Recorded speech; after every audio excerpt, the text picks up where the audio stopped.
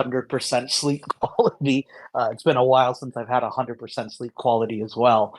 But with that, it means that we're still back in business. There's a lot of stuff that we still need to deliver on and work on. So the nice thing here is, we'll talk a little bit about what's happening in the market, and specifically, we're going to talk about, one of the most important things that happened here as well, which is effectively, one of the launches of a pretty large tier one project, and we saw some interesting results. So today we'll talk a little bit about DeGods and y00ts. DeGods and y00ts kind of ran into a little bit of an issue, not really because of the launch, but rather one major whale decided to sell off 200, their entire position in DeGods at one time. So they single-handedly took the floor from roughly, it was already down to around 8 ETH at the moment, and they single-handedly pushed the floor back down to 6 ETH is where it essentially bottomed out for DeGods. And with that, right, you've seen a little bit of buy pressure. They are catching it a little bit, but, it's sitting around 6.5 ETH as well. So, roughly down 20% from just yesterday, and realistically down 35%, 34%, since like last week. And, this is the challenge here in this market, right? Because again, when you're in a bear, one of the biggest challenges is that, with these, solutions like Blur and now OpenSea Pro and a few others, there's a lot of stacked liquidity. So if a whale does want an exit, they could technically exit their full stack. And we saw it here in full motion. And this wasn't new, right? We've actually seen, a lot of Blur farmers do this before, right? If you're looking at, Big Brother Machi, right? Or Machi Big Brother, you're realizing, he's done this a lot with mutants and with Bored Apes and even with Azuki. And again, he's made very major swings. But I think what was surprising here for DeGods was two things. One, it was a major holder, a holder that was, a top 3 holder of the entire collection. So, that was kind of a surprise. It wasn't a Blur player here. The other surprise as well, and this is kind of where like DeGods is now going to maybe struggle a little bit, is that there's 100 DeGods that are currently on loan that essentially are getting pushed to liquidity now. So you're going to see a little bit of onset of liquidity coming from these loans that no longer can sustain the prices and won't have enough buy pressure, that they're going to effectively default as well. And this is the big considerations you have to understand in a bear market, is that because we're in bear, there's a lot of people, utilizing credit, lines of credit, based systems in order to actually accumulate and buy into assets they want. And because of that, right, what it does mean is that if there's any volatility in movement, right, what could effectively happen here, right, is that essentially, you could see huge cascading, drops, right? It's a snowball effect of sorts, right? Once the first domino falls, the rest can kind of ripple behind that. And unfortunately, DeGods is kind of running into that. But let's quickly talk about what DeGods has announced thus far. It does seem like they're supposed to have more announcements. We're not sure. It's a little hard to kind of understand where these are going. But let's talk about the total announcements here that came from, essentially the DeGods team. So there were two things, right? There's DeGods and there's y00ts that are kind of relevant here in this conversation. Let's quickly talk about y00ts. y00ts, what we heard very quickly is y00ts are migrating back from Polygon now over into ETH. Essentially, the big news about that is that y00ts has essentially ended their partnership with Polygon. Clearly, the relationship didn't go in the direction they wanted, and they're actually returning all funds to Polygon, which is also really surprising. And I'm not sure if it's the best decision here, considering that they had, $5 to $6 million non-dilutive capital. I am very curious on why the decision making is being, to push back into ETH, especially in the bear. Yes, I do believe if they go to ETH, y00ts should see a better floor price overall, because again, the buy pressure on y00ts on Polygon is relatively low. But again, because of this announcement, even y00ts have taken a pretty large drop. Their floor price is now down to, 1.4 ETH at the moment right now, on OpenSea, and the best offer at 1.22. And again, that's kind of a domino effect of this kind of large sell-off here as well. But really, what you're seeing in general is that this market is struggling to understand the God's value. And we'll talk about DeGods in general too, but those are the big announcements we got from y00ts. There might be a buy opportunity here for y00ts, if I'm looking at this, if you do believe their move over to ETH is going to be meaningful. We still don't have direct timelines or an understanding of when this is going to happen. So, you might just have to be volatile and bag hold for quite a bit. So it just comes down to if you're okay with that. If you are, DeGods is interesting. I mean, sorry, y00ts is interesting. I think y00ts actually have really clean art. They have some of the highest social impressions right now on Web3. It's used as a primary identity. Again, if you have the stretch budget, a 1.4, putting an offer in at 1.23 ETH and getting, something to drop into you, not the world's worst thing here, to be honest. I actually do still think they're undervalued. But the problem is around y00ts is that no one knows what's happening next. Even, Frank himself, a lot of people are saying, like, on Twitter, it's like, hey, y00ts was supposed to have a lot of stuff on Sol. There was supposed to be like an incubator. What's going on? What's the utility? And, Frank just bluntly says, hey, you just got community. That's it. So the question is, do you want to bet on just community? It is a very simplistic bet here. And the bet would be whether or not you believe Frank will get this right. So that's what we know about the y00ts side. Let's talk about what's happening on the DeGods side. So, the way the announcements actually started out on DeGods was they were showing a preview of the art. So one of the things DeGods has done is that they've kind of introduced like their own meta, which is the upgrade art meta. So rather than adding dilution, right, meaning new assets to the ecosystem, what they've been doing in each season has been upgrading the art. Frank himself knows that the initial art was awful, right? And because of that, he's wanted to figure out a way to continually upgrade it. So, season 1 to season 2 led to a unique art upgrade, right? Where, again, the DeGods look a little bit better. Started to clean up traits. And now here in season 3, they're refreshing DeGods again. And they're essentially going with a much more simpler palette. The way they kind of talk about it is now there's going to be 4 generations. So you get one DeGod and like 4 pieces of like generative art technically. So what does he mean by that? Well, you get season 1 DeGod, you get season 2 DeGod, you get season 3 DeGod, and also in season 3, you also get a female as well, the DeGoddesses, right? So you have the opportunity as well to have that. So there's 4 different variants on just one NFT. And they've redone the traits on a lot of them. They've upgraded them, made them a lot cleaner. The females also have a 1-to-1 conversion of the traits that you have as well. So, you get something that generally looks the same. A few traits have been updated. And essentially what they've done is that they've gone with an aesthetic style that they would call flat muted luxury. That's kind of the terminology they're using. And to be transparent, it's not bad. I actually don't think the art's bad. I think it's generally good, but I don't think it's clearing an absolute threshold of value. And I think that's the major problem DeGods is running into, is that when you look at the art, it's like, cool, it's another art upgrade, but how much further and how much more value is this creating to the asset? And the answer is very little at this point.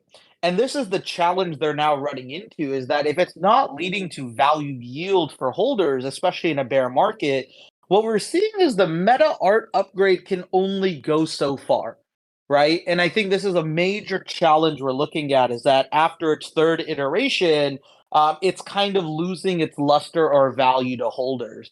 Don't get me wrong, I think once the art gets, once this holder capitulation stops and, there's a little bit more stability in the floor price, people will start appreciating the art.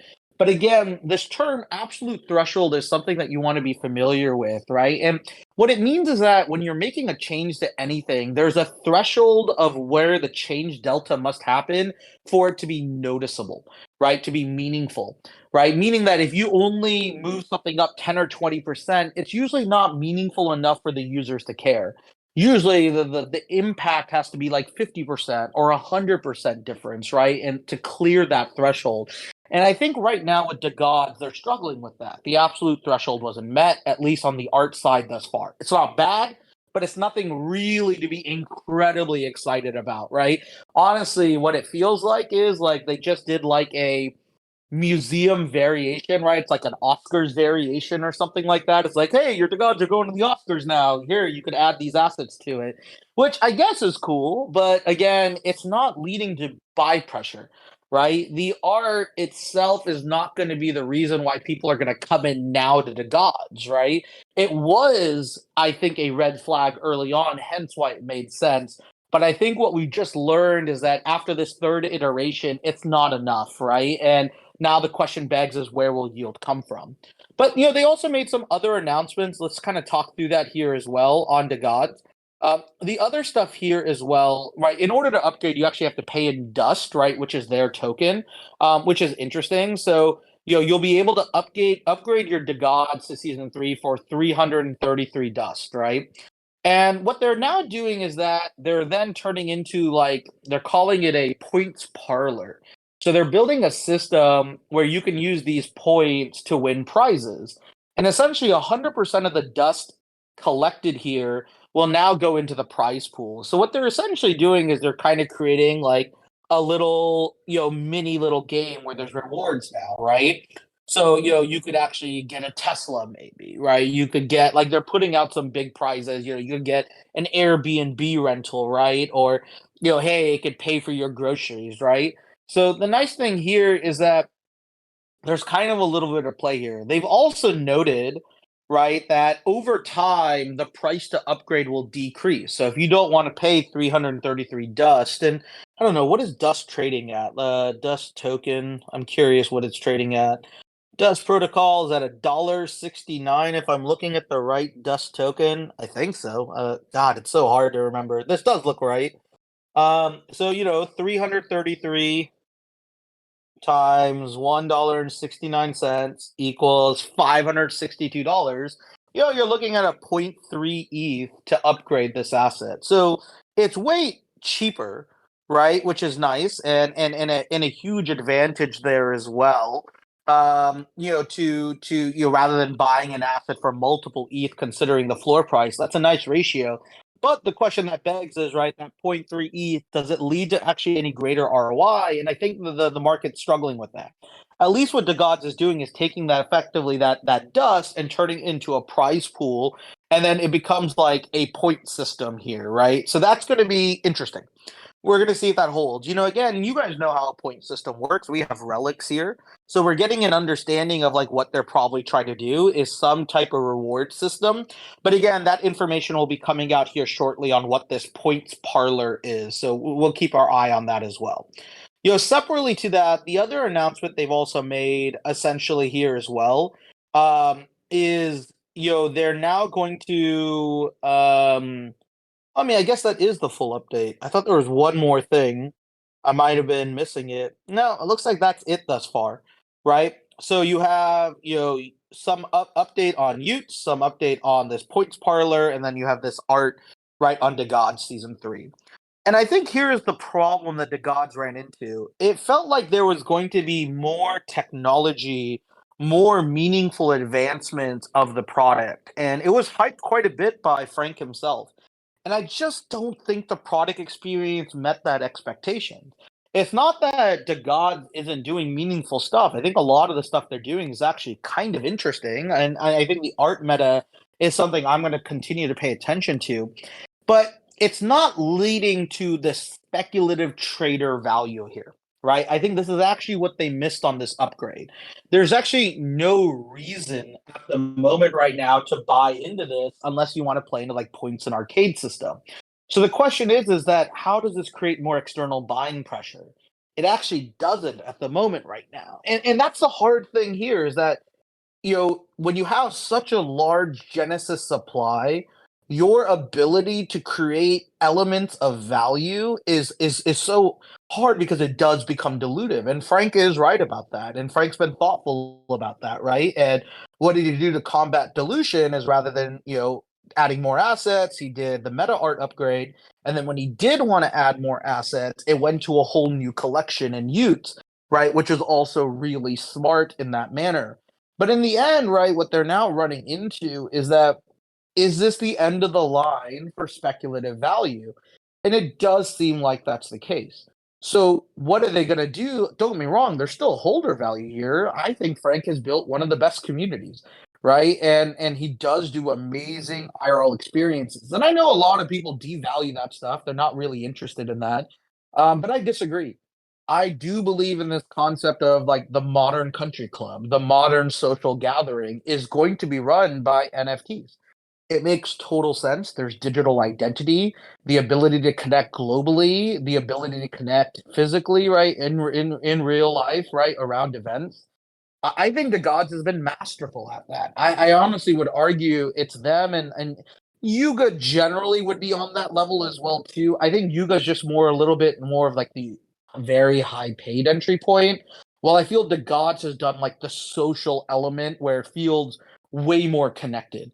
And that's mainly because Yuga is like honestly has such a large audience and the expectations are so high.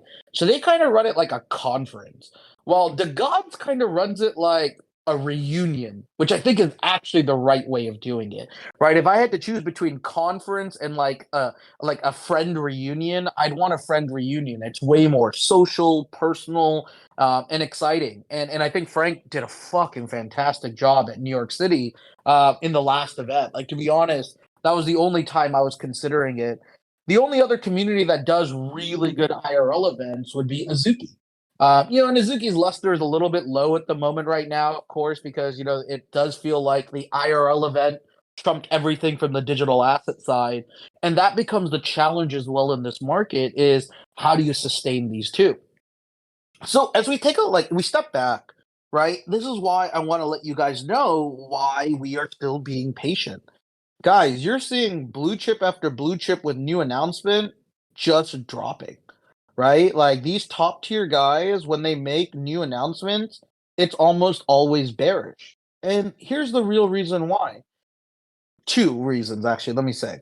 One is in a market that is so bear, it is super easy to get more bearish on anything, right? This market is looking to be disappointed, unfortunately, right? We've just been in this mode for so long that it's really hard to rally around everything. And because of that, the spotlight is so much brighter on people who are launching. And if you do not execute perfectly, right? You are going to massively, massively get hammered by those who are outside holders.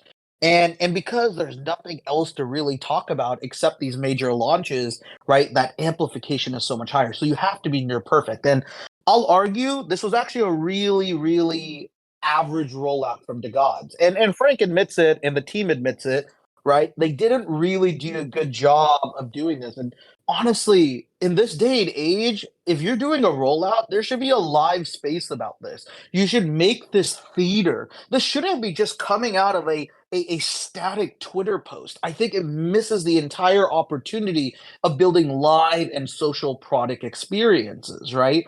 And I think they missed it there. But the second reason why it's so hard to announce anything successful is that if you want anything that creates yield, it's been so hard to introduce new yield while battling dilution. This is the age-old problem. And what's happening is that all these projects have too large a supply to scale up. What they all did is they took advantage of upfront supply and upfront monetization, but they're now going to struggle on the back end. They all are, right? Yuga massively struggling with 25,000 and 100,000 supply assets, right? It's going to be really hard for them unless they see the market mature overnight, right? DeGods seeing that as well with 10 and 20,000 respective collections, right? Guess what? Captains is going to see the exact same problem as well with potatoes and captains as well. Not that they're doing anything wrong, it's just the supply side massively, massively trumps the active user base in this market. So the type of consolidation you actually have to get to, right? Like it needs to be a really, really perfect execution. And to be honest, right, what you're going to recognize here is that this market is really, really struggling to find that balance. So, why do we need to pay attention to this, right? This just continues to prove you shouldn't be launching in this market, right? It's not saying that you can't do any launch. We still believe there's a path forward here, and we're working towards it. And you're going to see some pretty cool announcements here over the next few weeks. But still, you have to be on your guard, right? What you really want to understand here at this point is that this market is not built for positive success. The only projects that are sustaining at the moment right now are those that have huge, huge secondary buy pressure, like they made some market making deals, right? And kudos to them. I don't think there's anything wrong with that if you're doing it in a sustainable manner and all parties are aligned. Like a good example, Grapes has done a fantastic job on that front. They deserve a lot of credit there, and they're holding well. And the only other people holding profitably are low supply free mints. That's it, right? Outside of that, the market is very stale. It is very hard to find anything else in this market, right? And scales here at this point, right? Like, and I think this becomes like the overall challenge here as well. So Ed DeFi asks, Frank comes to you and says, I need to significantly pivot while leaning into my social club strengths. What advice would you have for him to go after? Some type of burn event to consolidate lower supply that delivers a much more significant season three art upgrade? That's a great question, Ed DeFi. Like, if I'm just straight up going to like look, let's freestyle this, right? What would I be doing here, right?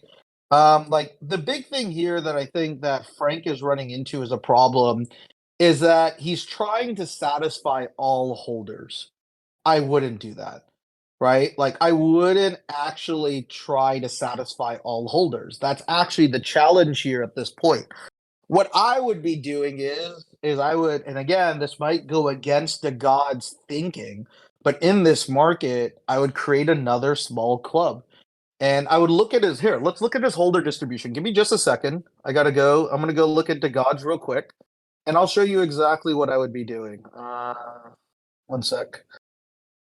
I'm going to Ether scan real quick. I mean, you could do a lot of different things, but I'm just gonna go look at his holder distribution at the moment right now, and I'm curious to see where this break is. Dang, he's got right. I mean, he already has X DeGods. If you're not familiar, I mean, there's a subgroup of your holders that have 10 DeGods.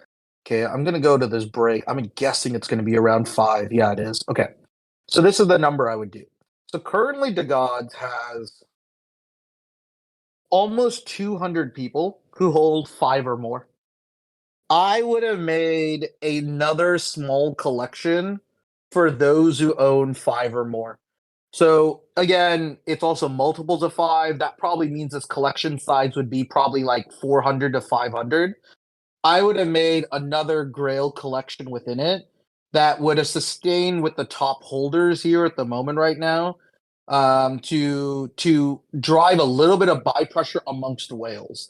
But the great thing is that if you incentivize for those guys, the likelihood of them dumping is incredibly low, right? And he would have created a new status symbol, right, within the country club, right? So, like, how does country clubs work, right? In the US, there's like base membership, there's VIP membership, and those like sponsored memberships as well, right? And on that sponsored membership, I think the big thing that you want to get right is allowing people to put more money in, right? And they get like their plaque on the wall, they get the swimming pool named after their family.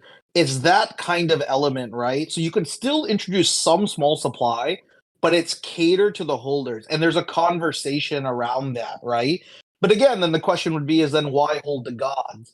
If I were holding the gods, I would have built something way more on the Dust protocol and built more utility on the Dust protocol, right?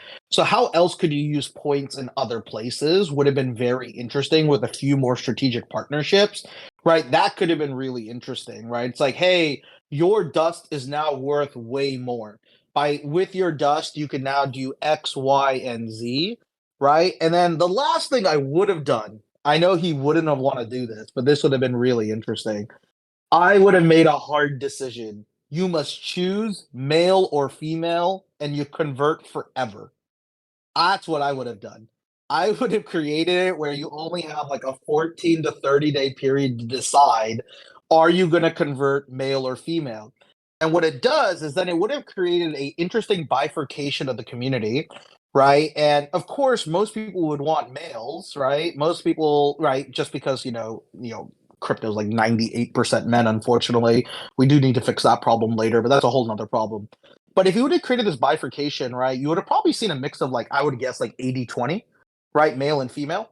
And then what's nice there is that you could have put buying power on the females because then you could do male plus females would allow you to create princes, right, or something like that later down the line.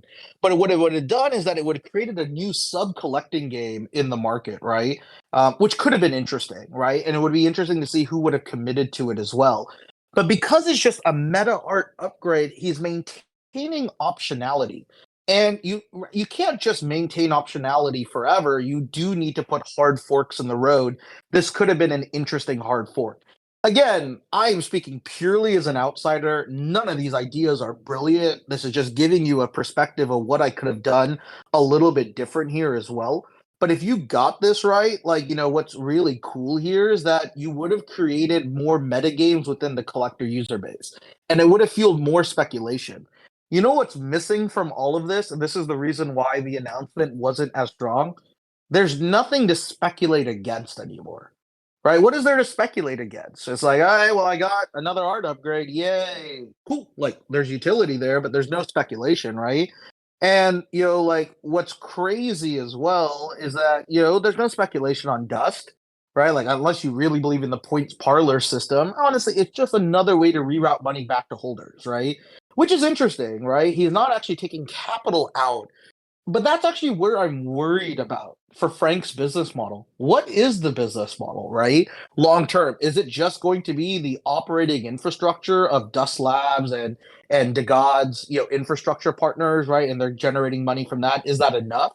Because technically, from what I understand, they're making no money on this, right? I mean, they made a shit ton of royalties. I think it was 7,000 ETH in sales yesterday in the last 24 hours, right? Which is crazy, right? Like, I mean, we saw a ton of stuff. But the question I'd be asking is there a sustainable business model? Which then comes back to the question, why did he give up the Polygon funds? That does not seem smart to me.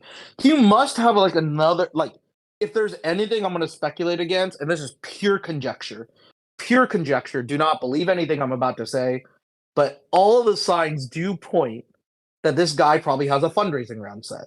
That's what it actually points to.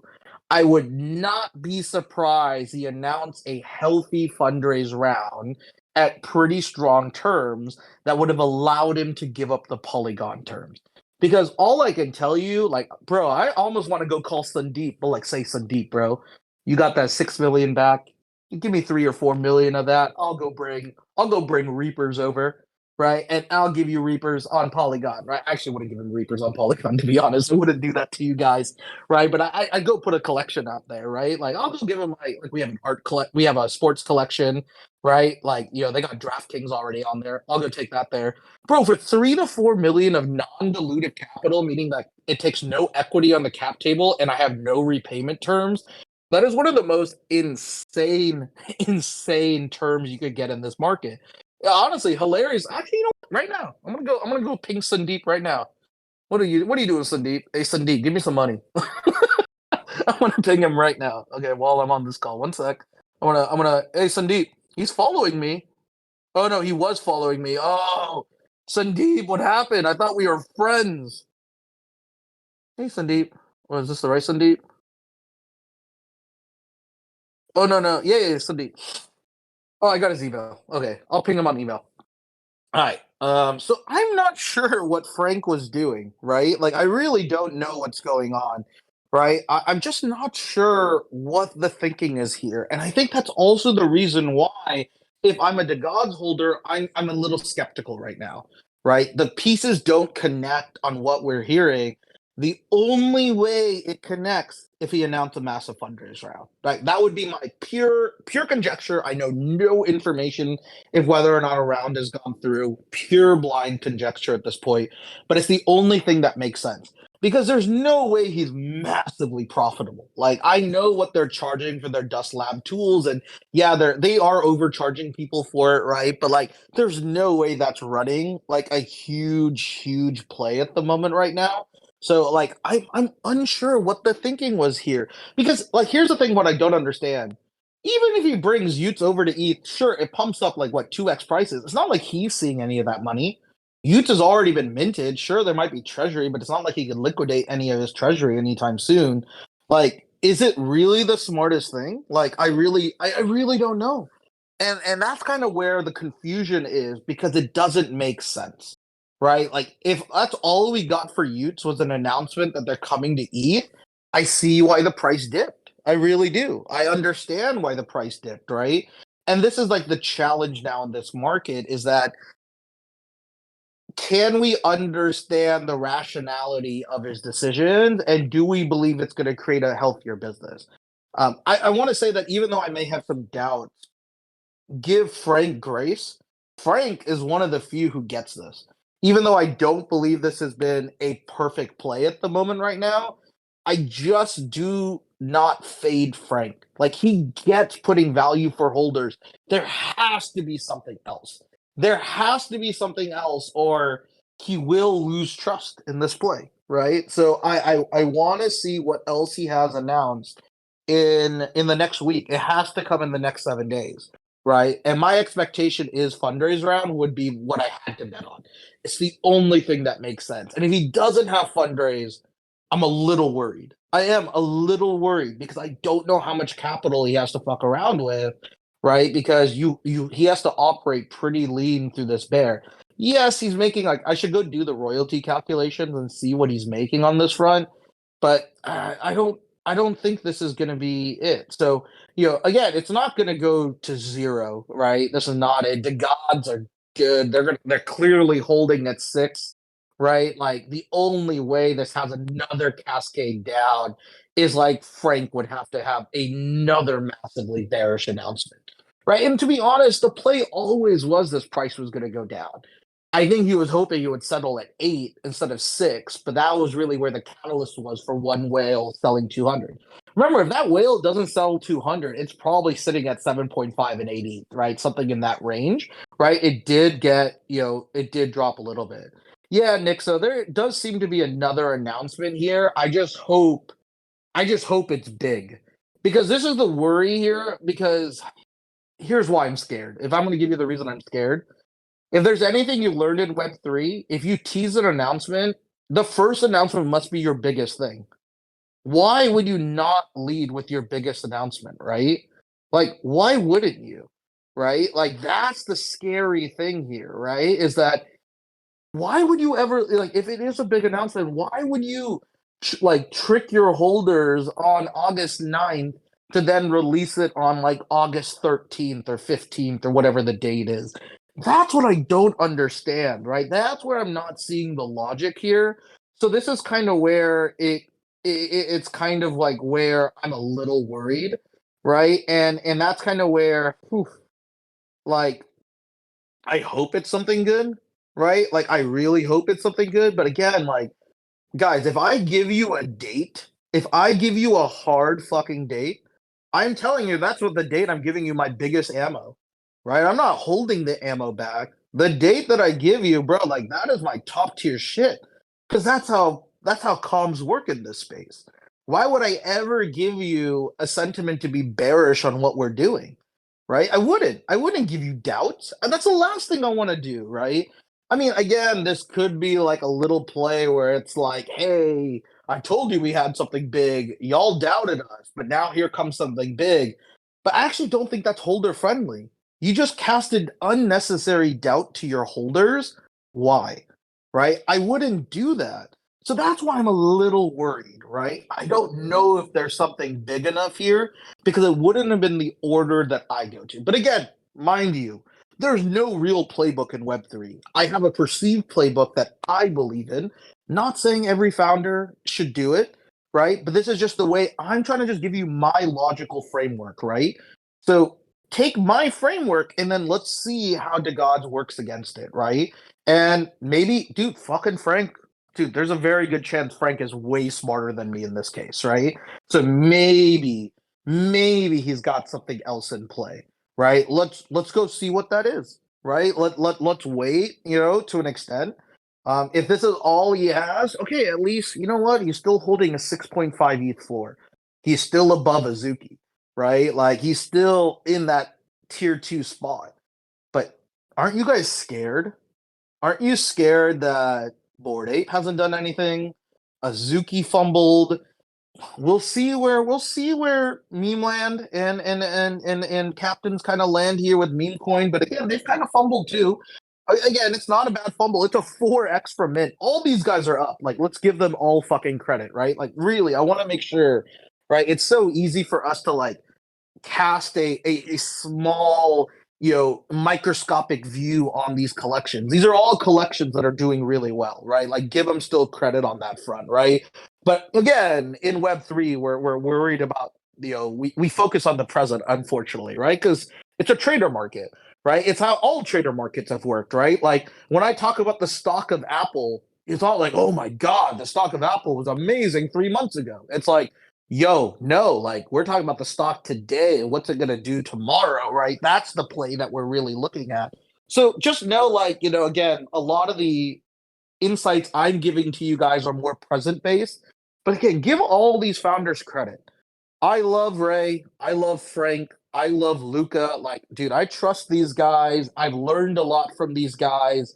It doesn't mean they're going to get everything right, but in the long run, they are good, smart bets, right? And that's kind of where we're going to see where this is going to go. And again, DeGods isn't even fun. Like, that's the best part about DeGods. Like, it's not even fun. It's just like, okay, it's an announcement. It's not as good as we would hope, but it's not bad. It's not like they weren't working. It's not like that they're not delivering on stuff. They do what we all expected. We all knew this was going to be an art upgrade, right? That was all expected. I think the only thing that we were hoping for is there was one more big announcement, and maybe they have that tiered up for Sunday.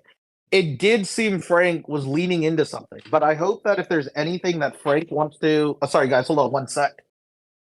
No, thank you. No, thanks.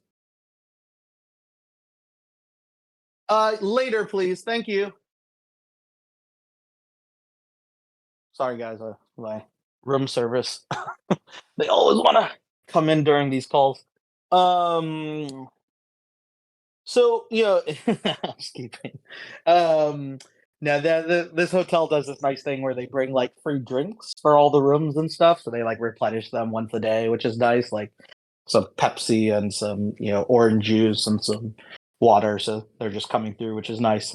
This hotel is weirdly cool that I'm in. It's a very simple hotel, but they also have like a cinema you could rent. So they have like a little movie theater. So like every night I like go watch like a movie while working, which is pretty cool.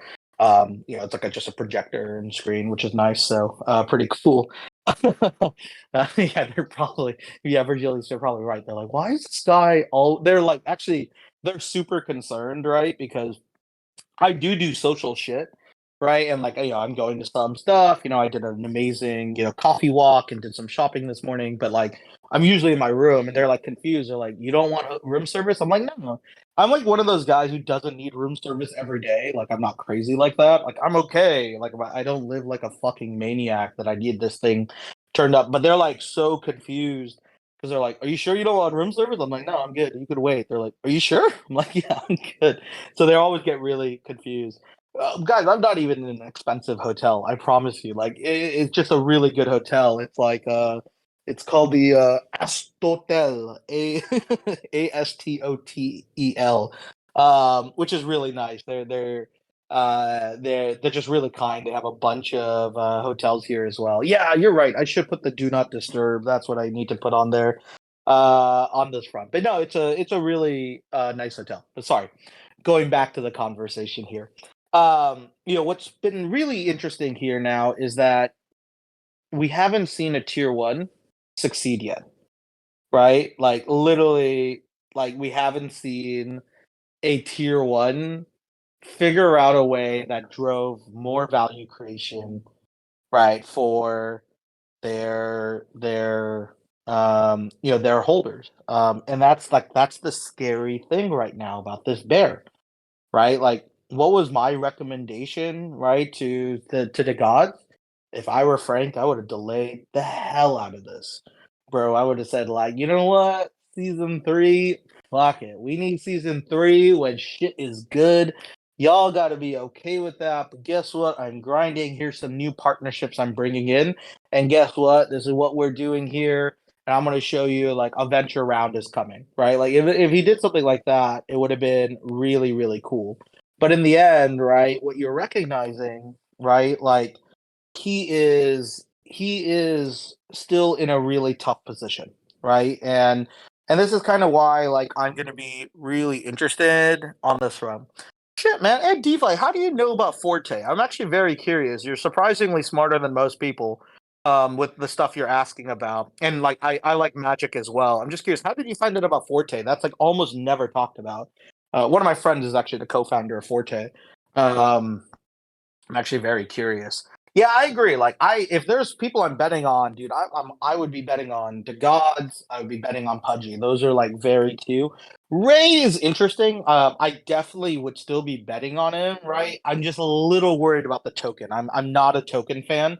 On that front, so I'm a little scared of where that's going to go and where it leads to. Not because I don't believe in Ray, I just don't believe in ERC20 token launches in bear. I don't really even believe in them in bull, to be honest, too. So, but again, that's my bias coming in, right? So just note that. Take that with a grain of salt here as well.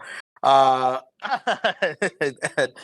here's yeah. So Forte is this like backend infrastructure company. They've been building for a long time. They've actually been struggling, to be transparent. They raised a massive valuation, and they've been trying to build this Web3 backend infrastructure to allow big companies to come in. So they're like, you know, they're like, trying to get guys like, Zynga is using them. I think Namco Bandai is using them. A few other major guys are going to try using them because they also saw some of the legal and economic hurdles that come with it as well. Almost no one's heard of Forte, but they've raised a shit ton of money. But they raised from a company called C Gaming. They have like huge games in Southeast Asia. And unfortunately, like C Gaming stock has like massively tanked. So it's a very tough position they're in right now. So we'll see if Forte can get through because they're not driving the revenue they hoped, but they're still sitting on a lot of venture capital, right? And yeah, I agree with you, Nixo. Like, if you're not bullish on Frank, there's very little to be bullish on. I honestly, it's like I put Frank and Luca in tier one, right? I really do. I don't know if I put anyone else in tier one. I'd have to think a lot. I mean, I haven't really like built a list on this, but um, I really do put them in tier ones. Again, they're building differently. I think Luca is a better safe floor bet. Like I think Pudgies will always hold their value. Um, but I think like the Gods is the better, slightly speculative bet, but maybe not anymore, right? I mean, this is the signal we're getting now from the Gods. I just don't know where DeGod's next speculative yield is going to come from. That's actually the question you want to now be asking here, right? Is there anything left for them to speculate against? And like, where can they create speculative yield? Maybe it's on dust. I'm not sure. But this is kind of the challenge now in this market, right? And you have to like recognize overall, right, is that these guys will still figure it out. These guys are still working hard. I mean, the best part is bet on guys um, that are realistically spending time and uh what I would say is at least spending time to understand where this market is going, right? If they could actually get this right, the thing that I'm really bullish on here on Frank here at the moment right now is that he just always listens. He has such a good knack for the market. And those are guys I like, right? Like when I listen to them, I'm also inspired, right? Like I really do try to like Frank's understanding of art is actually one of the best things I've seen. He understands this concept of restraint. This is something that a lot of great artists struggle with, right? Even for Tribe, like I've had to like work on this concept of restraint on a few of our elements because it's so easy to go over the top on things, right? So now you have to figure out right where this is going and where this is kind of going to scale. I think the next big question is like how many whales are left in this ecosystem? It's also a very interesting question Because this is actually again where I think you're seeing a lot of these guys massively struggle. It's that they cannot get right. They the biggest struggle here is that what do you do when you have a supply that's larger than the active market? That's what you want to be thinking about this right now, right? Like, how do you scale in this market when your supply side is already like larger than the active user base? That's such a hard thing to design for. You already have exceeded your TAM. That's like the total addressable market if we're talking about it from a user basis, right? How many active traders and whales can afford a 5 ETH asset in this market? If you think about it, maybe 10,000, right? Like literally maybe 10,000 can afford it at this point, right? That are still active in this space. Like, cool, DeGods is already over that number, right? And if you look at what is DeGods unique holders, one sec, let's look at the math. DeGods unique holders, oh shit, it's surprisingly fucking low. That's actually a scary thing. So DeGods are like 8,800, like 88 supply roughly, because not all DeGods have been come over to ETH at the moment. There's still surprisingly, I think 1,200 on Sol. So right now there's 2,288 unique holders, and that means that that's a 26% unique owners. That's actually a little scary at the moment right now. If I'm actually scared here, it's that the fact that they only have 2,300 unique holders. That's not a great percentage. If I were DeGods, I would be trying to figure out how to get more unique holders in. Because what's now happening with DeGods, it's getting bag heavy at the top. And when it gets bag heavy at the top, the expectations for yield start kind of scaling up. And that's kind of where you're going to see the big challenge here for DeGods is that I'm not sure if this market is going to be willing to stay on because it's now like, what are you fighting against? You're fighting against opportunity cost, right? And the honest truth is that if you're looking at opportunity cost, you almost are better off not holding a top 5 asset or a top 10 asset, right? That's kind of the big challenge here in this market. And because of that, right, what you're starting to realize here is that most of these individuals, right, now need to question, is it still going to be economically more profitable for me to hold the gods if there's not another, right, yield that is coming to them, right?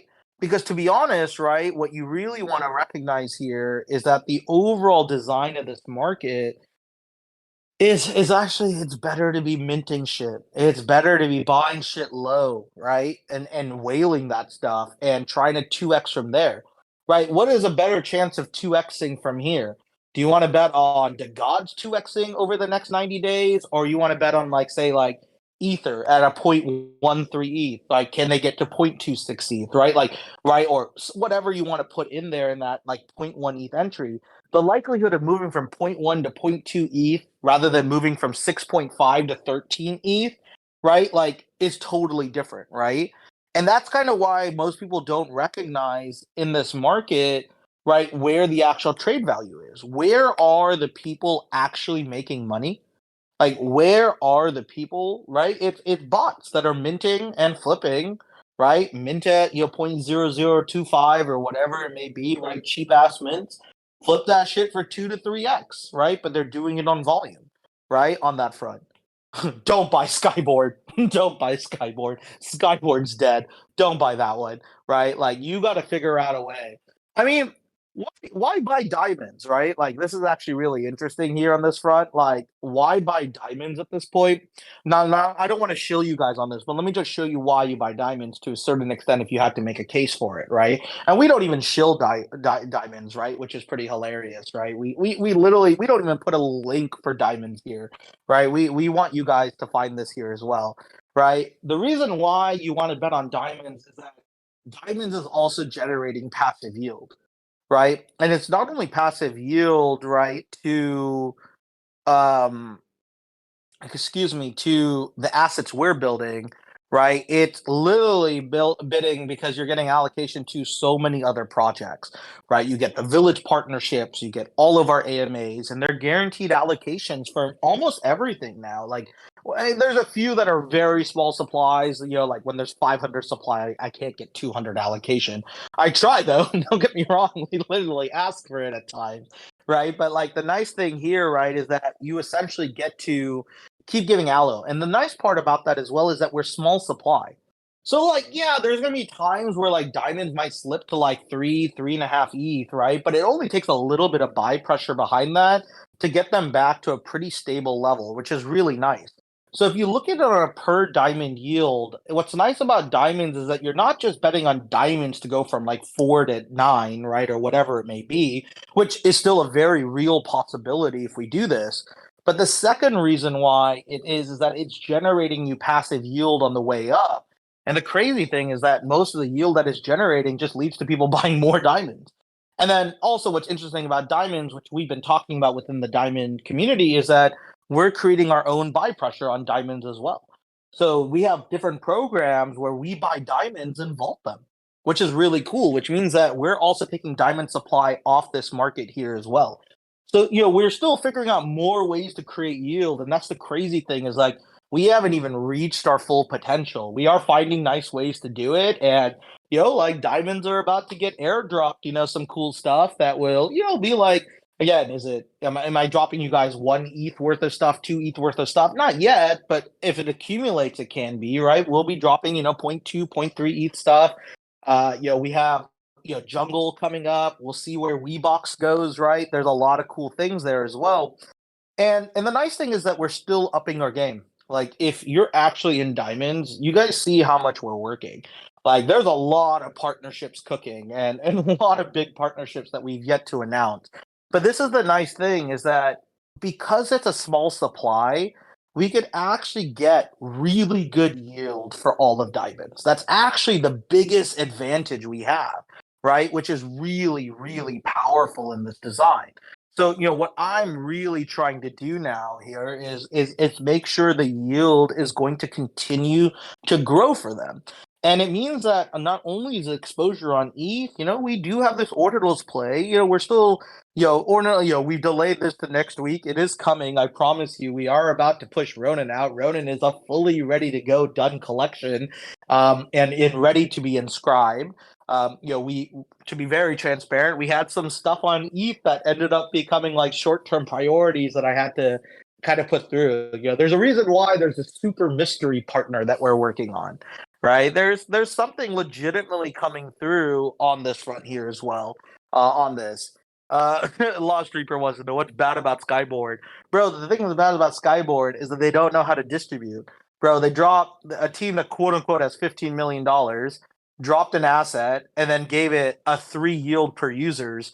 Bro, that asset's never going up in price. No one knows about it, and the art is not even built for this market. Everything is wrong about it. They have no Web3 real presence, and there's not a single whale community talking about it, right? At all. Right? So like why would you ever bet on a project that has already over diluted their market? You wouldn't. Bro, they totally don't understand modern design. And here's the crazy thing. I know the Skyborn team. I know the Revolving Games team at the parent. They do not understand Web3 at all. Right? They literally do not understand Web3. So like I would not be betting on that. I only bet on people who actually talk and understand. There's a reason why you rarely hear from the executive team and founders of Skyborn. You almost never hear it. Don't bet on those kind of guys. Bet on guys that actually show up. Bet on guys that want to actually communicate. And you want to know what the other reason why you bet on diamonds? Fucking look at this chat, bro. It's more blue than anything else. Bro, and there's only 200, there's only 120 unique diamond holders, and they're fucking take over this chat, bro. Like, this is why you fucking bet on this. It's a whale community that's here, right? It's a whale community that wants to be here. It's a whale community that we continue to provide incentives to be and participate with you guys. You guys realize you're a stone throw away from people who are spending $50,000 to $100,000 on assets. Do you guys realize how insane that shit is? like you are actually a stone's throw away from incredibly savvy traders, right? That are holding huge valuable assets, right? And aggregation of assets. There's a couple diamond users here who have like 6+ diamonds, right? Which is nuts, right? This is kind of where it is. I don't want to say sell your Skyborn bags, bro. Like I just wouldn't buy in anymore, right? Like it can only quote unquote go up from here, right? No, I'm talking shit. I love that there's a guy named Skyboard in here. Oh fuck, that's pretty hilarious at this point. But overall, right, what you want to realize is that we've built a honestly aligned, incentivized community. There's a reason why we're more Discord than Twitter at the moment right now. To be honest, Twitter is noise. Discord is signal, right? That's how I actually would tell you this, right? The fact that our Discord gets almost more users than almost any NFT community doing a Twitter event. Like, bro, go look at any NFT community, right, that does a Twitter event and see how many concurrents they get. Bro, they won't even match this spontaneous of 300 people, right? They really wouldn't. Like, that's insane, right? And we don't even bring new users in. This is just retention over 9 months, right here as well. And this is kind of why we're in this very positive position for this community, right? People still don't realize our strength, right? Like people don't understand where we're going, right, on this front. And that's the beauty of what we're building is that we keep giving you guys incentives, right? And the auctions are coming back here. It's not just for diamonds get good auctions. Don't get me wrong. Like I said, I make diamonds eat wherever the fuck I can, right? My goal is to turn these guys. I want diamonds to be the most no-brainer decision these guys all made in their investment careers, right? Like if I can do that, it's good. And we've been doing it in bear. We are still giving them profits in bear. There's still a lot more profits I owe to these guys, bro. Like I'm just working really hard to do that. And it's not just profits, it's also experiences. Like this is the one thing people don't realize. I think the most positive thing we're doing for diamonds, to be very honest, oh my god, it's the fact that we do these one of one PFPs. Like we are doing these insanely custom product experiences for those who own Tabula Rasa, and it's straight up one of the most valuable experiences these guys get to go into. They have so much fun. It's crazy. They have these huge stories behind their PFPs, and now they have this amazing one of one experience there as well. And we're now finding ways to get more, quote unquote alpha into diamonds. That's actually my next like that's my diamonds. You'll hear about this in about a few hours. When we go through it, or well, 6 hours. Jesus Christ, I forget how weird the time schedules are here at times. And what's great is we're adding tools, right? We're going to be adding more village partners. We're going to be like, we're going to add in more ways for diamonds to communicate with teams. Like, there's a lot of stuff happening. I mean, most people don't realize the thing. Like, do you realize that no one knows about Village? But Village is literally the most profitable thing for this entity and for our holders. Like village partnerships are feeding you guys, right? They fed you dimensionals, right? They fed you all these other partnerships that came through that are smaller, right? Again, Ghost Boy was a huge win, right?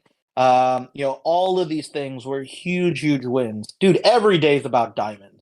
Bro, like that's what you guys don't realize. I have one obligation right now, right? I have two obligations. It's diamonds and soul. But let's be real. The obligation is on diamonds because if diamonds feed, you guys all feed. Like that's how this plays. Like if diamonds work out as well as we think they're gonna work out, and you're gonna see some again, we don't even fucking like guys, you guys don't realize we do no fake buy pressure on diamonds. There's no fake market making. It is purely organic, and bro, it is still sitting at a 4.5 ETH floor, right? Like on this front, like it is ridiculous on this, right? And just a little bit of buy pressure behind diamonds when we want to add it. Guys, you go look at Blur. It takes only 20 ETH, 25 ETH to take diamonds to like a 9 ETH floor, right? It really only takes that much, right? It only takes a couple whales more to come in, right, on this front.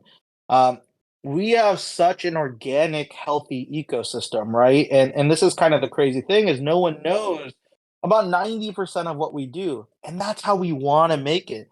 You are already in a fucking country club with Soul, right? You guys are already here. Like, again, this shit is getting closed off to people, right? War Room, today is last War Room session that non-Soul people could enter. For moving forward, you won't be able to do it, right? Like it will only go straight to sole users moving forward, right? We are only keeping it for those users that moving forward and all the content here. That means we'll start doing more Twitter content for those. But again, that's the other crazy thing. And we're doing auto relics here at times, but just to let you know, Secret Chamber is not gone. Secret Chamber is going to come back. We're doing some data analysis just to let you know, right? Which is really cool, right? Like this is where a lot of people don't understand, right? Is that we have there is method to our madness here at the moment right now. Yeah, auto relics won't work with Twitter, right? So when we do Twitter Spaces, you'll still see a secret chamber here at times, or we'll do a debrief afterwards with auto relic. We're testing some stuff. What people don't realize is we're one of the most data oriented companies in the space. We actually have a very good understanding of retention. We have a very good understanding of engagement. We have a really good understanding of real users versus alt users, right? Like we have a lot of cool stuff that is coming in. But our real goal here, right, is making sure that all of the participation is going to active and true users, right? And there's a reason why that prior to mint we're already deflationary. You guys realize, like, I know you guys probably do realize this, but I always like using this phrase. Um, like, dude, Reapers just went deflationary by 60%.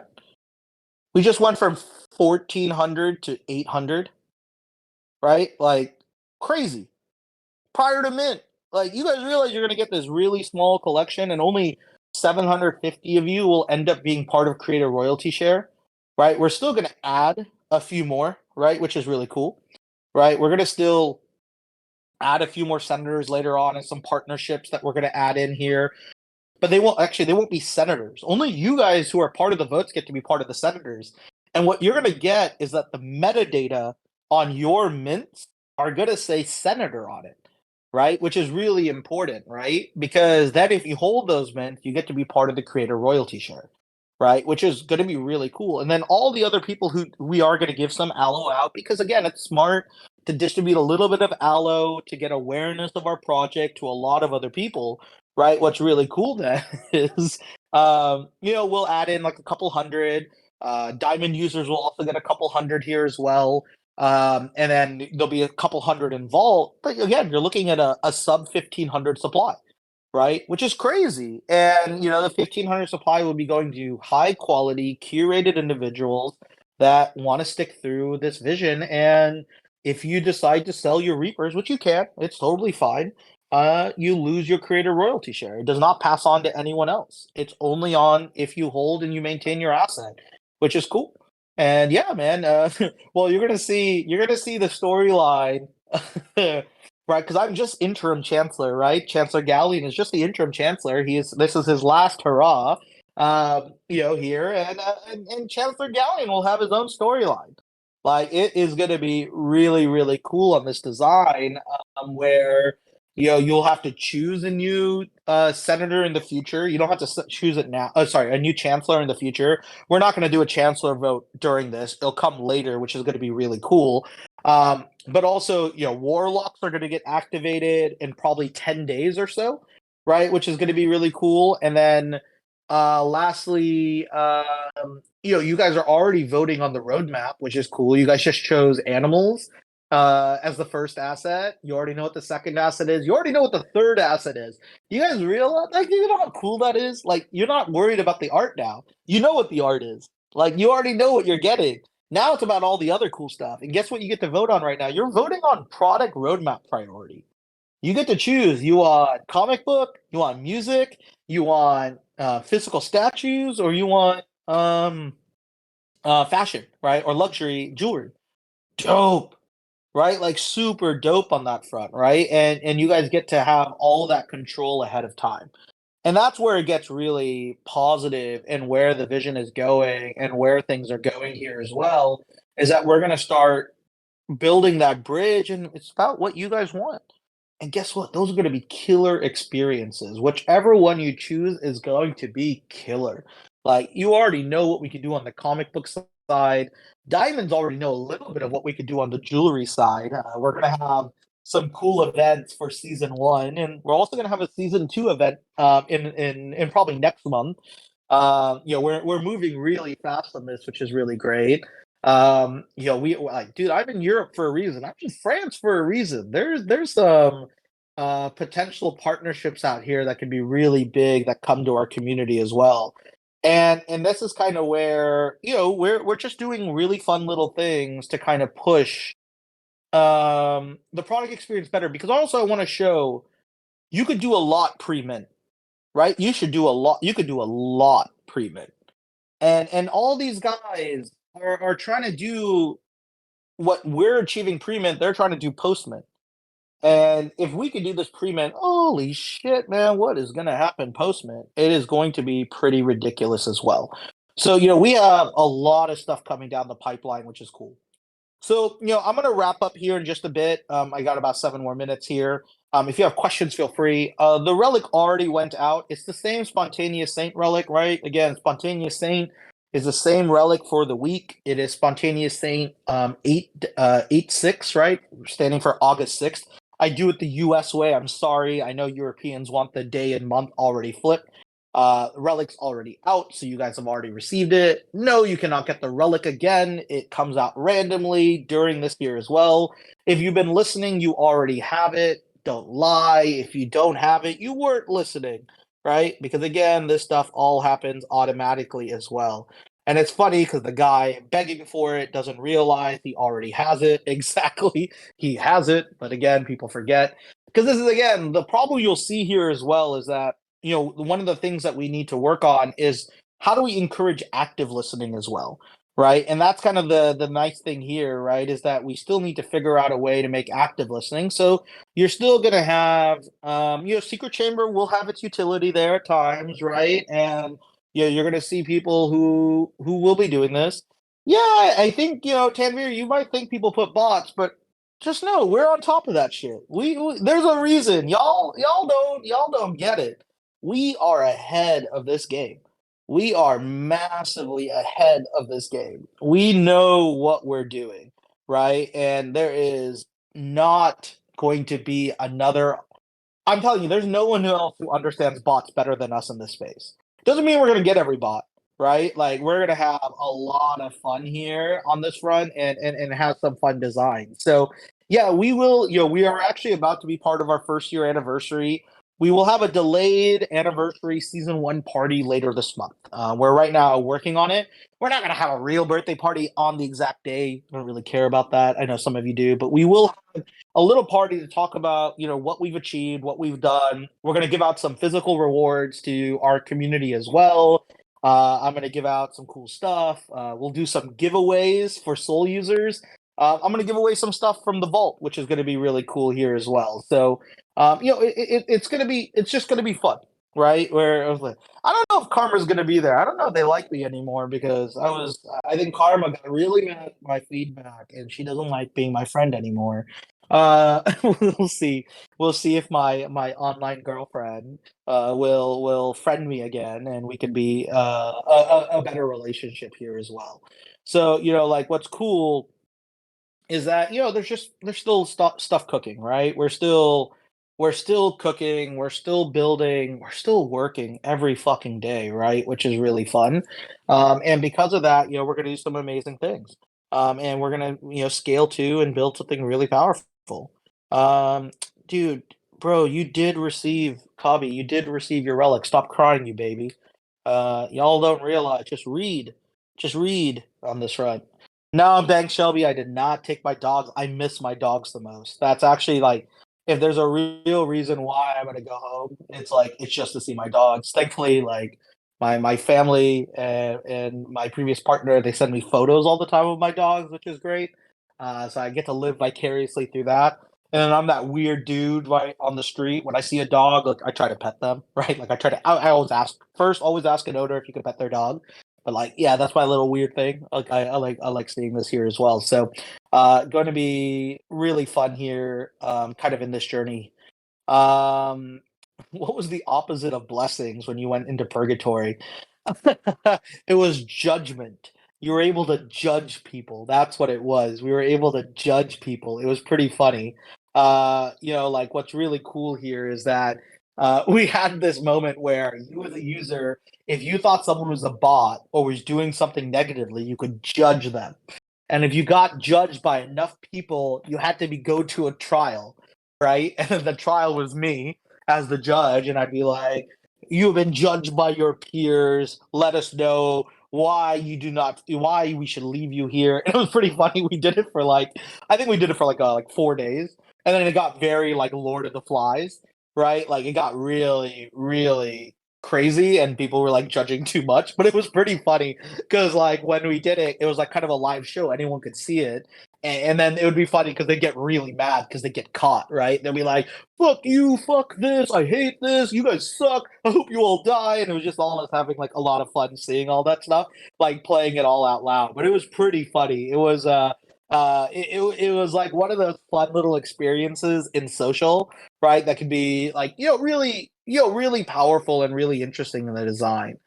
Yeah, I mean, like, if Frank wants to talk to me, I'll talk to Frank, but like, we don't chase these guys, right? Like, to be very honest, like, I don't chase these guys. We're building something organic, and if they understand the value of what we're building, all these guys should be smart enough to come in front and chat with us. If they're smart, they should know what's happening. Why would you not come to a community that has 500 concurrents, right? Like, or 300 to 500 concurrent, right?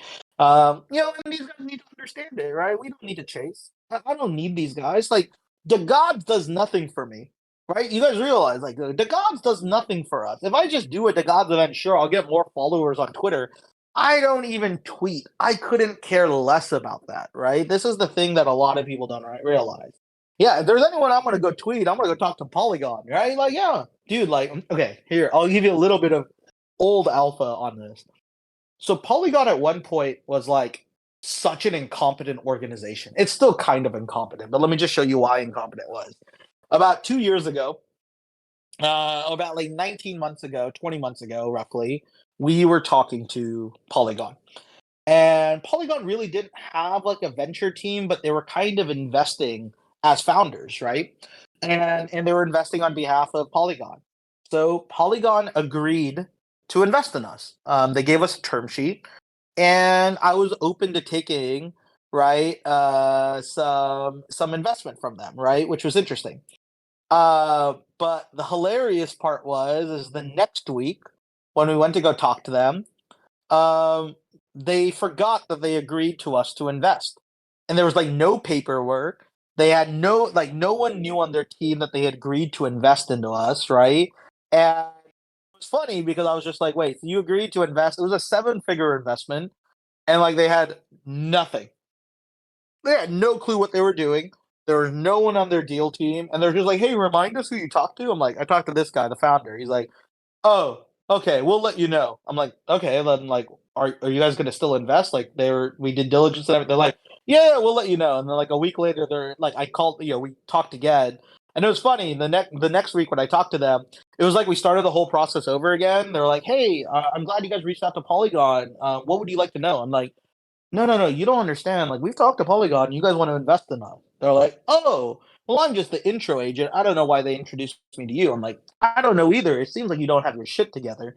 So right after that, we're just like, "Okay, we're gonna pass on this deal," right? Because they just didn't really know anything. It was so funny, right? Because I mean, again, it was a seven-figure deal, right? If you're doing $1 million plus deal and like you don't even have the process to invest into that directly, insane, right? It was massively insane, but that's how much of a shit show it was. It's still a shit show, to be very honest. Sandeep runs his own like accelerator program out of Dubai.